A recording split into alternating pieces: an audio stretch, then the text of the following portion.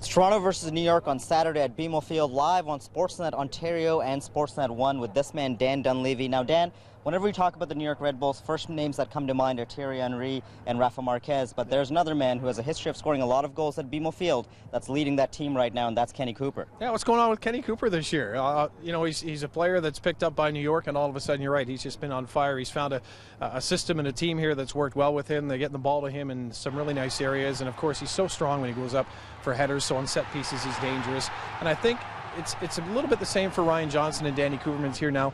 When you have a supporting cast that allows you to just settle into your own game and not try to do too much, and I think that's what has allowed Kenny Cooper here to be so positive in New York. I mean, he was tied for the league lead in goals scored at one point. Wondolowski, I believe, as of right now, is retaking the lead there on his own. But Kenny Cooper will be a dangerous guy to watch, certainly up front.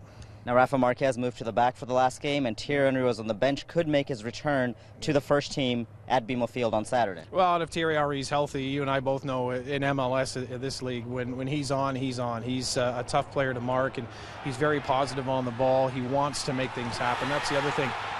Anyone who maybe even isn't a fan of his internationally, when you watch him play in MLS, at least he's been here since day one. Well, maybe not.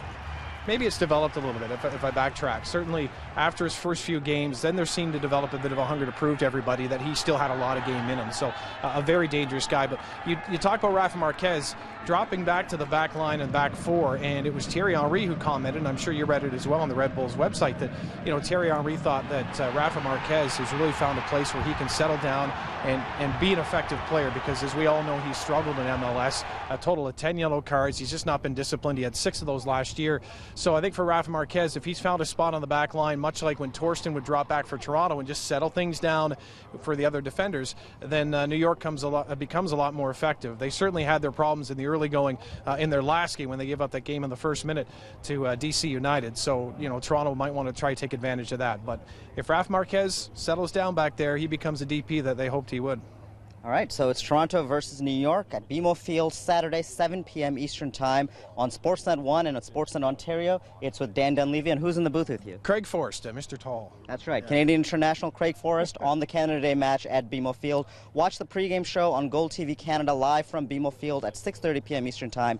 Postgame show follows the final whistle on Twitter, #TFC Live for the chat. Best place to get instant highlights as the game happens. We'll see you soon.